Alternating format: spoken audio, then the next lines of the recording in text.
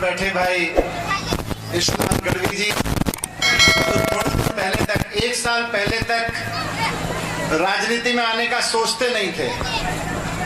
ये सोचते थे कि टीवी में बैठ के, खबरें पढ़ के, डिबेट करके, आपके और हमारे मुद्दे उठा के, स्कूल के, किसान के, अस्पताल के मुद्दे उठा के हालात ठीक कर देंगे। लेकिन 1 साल पहले इनको भी लग गया कि बात बनेगी नहीं, इसलिए राजनीति में आ गए। मंच पर उपस्थित हमारे दूसरे साथी और आप सबके प्यारे दोस्त, भाई, नेता सागर भाई। सागर भाई को कितने साल से जानते हो आप लोग? कब से जानते हो? बहुत साल से। कितने कितने? यहाँ पे बैठे हुए बहुत सारे नौजवान बैठे हैं, बच्चे बैठे हैं, थोड़े कॉलेज प्लस वाले। आप लोगों की उम्र इतनी नहीं है जितने साल से सागर भाई इस इलाके के मजदूरों के लिए और किसानों के लिए काम कर रहे हैं। सागर भाई एक बार आगे आ जाइए। यहाँ जो नौजवान बैठे हैं, अभी उनकी एज इतनी नहीं होगी जितने साल से सागर भाई किसानों के लिए लड़ रहे हैं, मजदूरों के लिए लड़ रहे हैं, गरीबों के लिए लड़ रहे हैं। 35 साल से ये इलाके में 35 इयर्स, 35 साल से इस इलाके में किसानों के लिए लड़ रहे हैं, मजदूरों के लिए लड़ रहे हैं, गरीबों के लिए लड़ रहे हैं। ऐसे सागर भाई आज राजनीति में आए हैं तो इसलिए क्योंकि 35 साल से लड़ के जो काम कराया, इनको समझ में आया कि दिल्ली की सरकार ने एक बार में करके दिखा दिया अगर ईमानदार राजनीति हो, इसलिए ईमानदार से राजनीति में आ गए। ये तब राजनीति में आने का सोचते भी नहीं थे। मैं भी 10 साल पहले राजनीति में आने का सोचता नहीं था, लेकिन आना पड़ा। नई पार्टी बनानी पड़ी, ये झाड़ू वाली पार्टी, आम आदमी पार्टी। हम लोगों को, मैं दिल्ली से आया हूं, जितनी बातें आपके बीच ईश्वरदान भाई ने कही, हमको राजनीति नहीं आती। ये सागर भाई को तो बिल्कुल नहीं आती है। इनको अभी कोई किसान आके बोलेगा मेरी जमीन छीन ली, मेरी जमीन पे ये हो गया, सरकार ये गड़बड़ कर रही है, उसके साथ बस में बैठ के चले जाएंगे, सरकारी दफ्तर में बैठ के लड़ आएंगे उससे, बाबू से जो रिश्वत मांग रहा होगा। इनको राजनीति नहीं आती। कोई बहन इनको आके बोलेगी मेरा ये हक मारा जा रहा है, मेरे को कुछ मदद चाहिए, उसकी मदद के लिए आगे आ जाएंगे, लेकिन राजनीति नहीं आती। ये ईश्वरदान भाई को भी राजनीति नहीं आती, इनको टीवी एंकरिंग करनी बड़ी अच्छी आती है। हमको भी राजनीति नहीं आती। और हमारे लीडर हैं अरविंद केजरीवाल, फोटो इधर लगा हुआ है। अरविंद केजरीवाल जी को भी राजनीति नहीं आती, लेकिन अरविंद केजरीवाल जी को स्कूल ठीक करने आते हैं, जो बीजेपी वालों को नहीं आते। ये बीजेपी वालों और कांग्रेस वालों को राजनीति अच्छी आती है, हमको स्कूल अच्छे करने आते हैं। इनकी गारंटी है अगर बीजेपी वाला आए या कांग्रेस वाला, ये झूठ की राजनीति करेंगे, बेईमानी की राजनीति करेंगे, लेकिन काम नहीं करेंगे। हमारी गारंटी है कि एक बार केजरीवाल जी को मौका देके देखो, आपके इलाके के स्कूल प्राइवेट स्कूलों से बेहतर ना हो जाए तो कहना क्या कहा था। दिल्ली वालों ने मौका दिया, दिल्ली में हो गए। अभी पंजाब वालों ने केजरीवाल जी के नाम पे मौका दिया, वहां पे हो रहे हैं, दिल्ली में भी हो जाएंगे, यहाँ गुजरात में भी हो जाएंगे। बस इनको एक बार मौका देने की जरूरत है। ये परिवर्तन मांग रहा है। 27 साल से जिस चीज का आप इंतजार कर रहे थे कि कोई तो पार्टी आए जो हमारे बच्चों के लिए अच्छे स्कूल बनाए। शिक्षा से परिवर्तन आता है। अगर घर का बच्चा पढ़ जाए तो जिंदगी उसकी नहीं संवरती है, पूरे परिवार की संवरती है। लेकिन बीजेपी जानबूझ के परिवारों को अनपढ़ रखना चाहती है, क्योंकि अगर बच्चे पढ़ लिख गए तो इनके बहकावे में नहीं आएंगे। इसलिए आज केजरीवाल जी पे भरोसा करके एक मौका केजरीवाल जी को दीजिए, बड़े परिवर्तन के लिए, स्कूलों में परिवर्तन के लिए, अस्पतालों में परिवर्तन के लिए। आपके यहाँ आराम से मोहल्ला क्लिनिक बन जाएं, गांव-गांव में एमबीबीएस डॉक्टर आपका इलाज करने लगे आके, उसके लिए, रोजगार के लिए, और सबसे बड़ी चीज बिजली के लिए। आप लोग मेहनत करते हैं, मजदूरी करते हैं, उसके बाद में बिजली के बिल भरते हैं महंगे महंगे।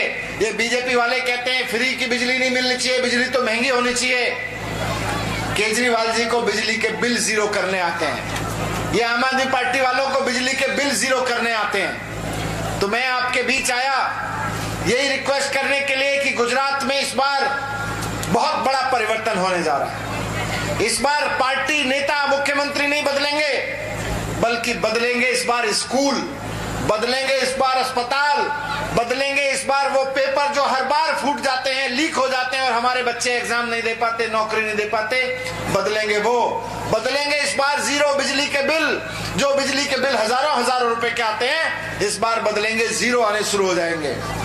माताएं बहनें जो सोचती हैं 200 रुपए 100 रुपए अपने कुछ ले आए, उनके लिए कुछ नाती पोते आते हैं घर में, उनके लिए कुछ कर दें, बेटी आती है उसके लिए कुछ कर दें, कुछ अपने लिए कर लें, उनको 1000 रुपए हर महीने मिलेगा। बदलेगा इस बार ये, बदलेगा इस बार ये कि लाखों नौकरियां लगेंगी। जो दिल्ली में करके दिखाया वो पंजाब में करके दिखा रहे हैं और फिर गुजरात में करके दिखाएंगे।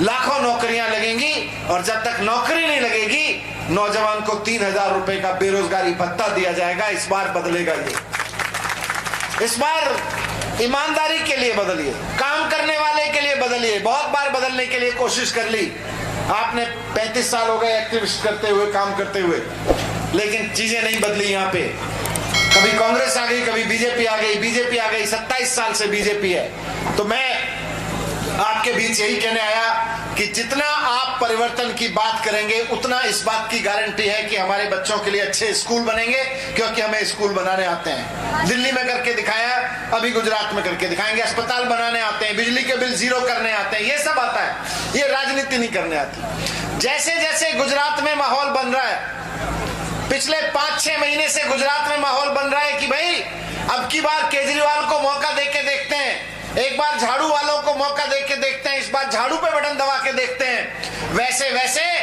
ये लोग केजरीवाल जी के ऊपर कीचड़ उछालते हैं, केजरीवाल ये है, केजरीवाल जी वो है, सुदान गढ़वी ये है। अभी तो आप लोग सारे जानते हो कितने साल से, अभी देखना सागर भाई के ऊपर भी कीचड़ उछालेंगे। लेकिन इनके कीचड़ से मत घबराना, आप अपने पे अडिग रहना कि झाड़ू पे बटन दबाना है। ये दुखी करेंगे, सारे कांग्रेस और बीजेपी वाले मिलकर इकट्ठे होकर गाली देंगे केजरीवाल जी को। मेरे को बोले ये गुजरात में डरते हैं, गुजरात का आदमी ये सोचने लगे कि हमको बीजेपी को वोट नहीं देना है, तो दिल्ली में बैठे बीजेपी के नेता डरने लगते हैं। जब आपने ये सोचना शुरू किया गुजरात के लोगों ने कि इस बार झाड़ू पे बटन दबाएंगे, तो मेरे पास आए, बोले केजरीवाल जी का साथ छोड़ दो, मुख्यमंत्री बना देंगे। मैंने कहा मैं बिकाऊ नहीं हूं, मैं बिकाऊ नहीं हूं। मैं जिस खानदान से आता हूं उस खानदान का नेता घास की रोटी खा लेता है, अपने बच्चों को घास की रोटी खिला लेता है, लेकिन वो बिकता नहीं है। वो दिल्ली में बैठी किसी बड़ी सत्ता के सामने झुकता नहीं है। मैं वहां से आता हूं, मेरे बचपन में मुझको पढ़ाया गया था कि हमारे किसी बड़े ने घास की रोटी खा ली थी, लेकिन वो झुका नहीं था। मैं उससे आता हूं, मैं झुकूंगा नहीं। ये मुख्यमंत्री के लिए मुझे झुकाना पहले मुझे डराया, बोले सीबीआई से फंसा देंगे, ईडी से फंसा देंगे, गिरफ्तार करवा देंगे, जेल में डलवा देंगे। मैंने कहा डलवा दो, मैंने कोई चोरी नहीं की तो मेरे को डलवाने से क्या डरता है? डरेगा वो जिसने चोरी की हो, मैं तो डरता नहीं।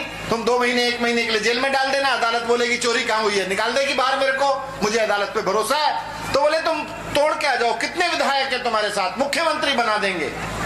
मैंने कहा मैं गद्दारी नहीं करूंगा, मैं स्कूल ठीक करने आया हूँ, मुख्यमंत्री बनने नहीं आया। मैं अस्पताल बनाने आया हूँ, मुख्यमंत्री बनने नहीं आया। मैं नौकरी देने आया हूं, मुख्यमंत्री बनने नहीं आया। मैंने मना कर दिया। अभी आपके पास भी आएंगे, आपको ये कर देंगे, वोट दे दो, वोट दे दो, वोट दे दो। ये बीजेपी वाले वोट मांगते हैं फ्री में, और बाद में अगर उनको कहो बिजली दे दो तो बोले जनता को फ्री में कुछ नहीं मिलना चाहिए, पढ़ाई नहीं मिलनी चाहिए, रोजगार नहीं मिलना चाहिए। तो आप सबके बीच यही निवेदन, यही विनती करने आया हूं कि इस बार झाड़ू पे बटन दबा के केजरीवाल जी को एक मौका जरूर दें। आप देखेंगे कि 5 साल में दिल्ली का बदल गया, पंजाब का बदल रहा है और गुजरात का माहौल भी बदलेगा। भारत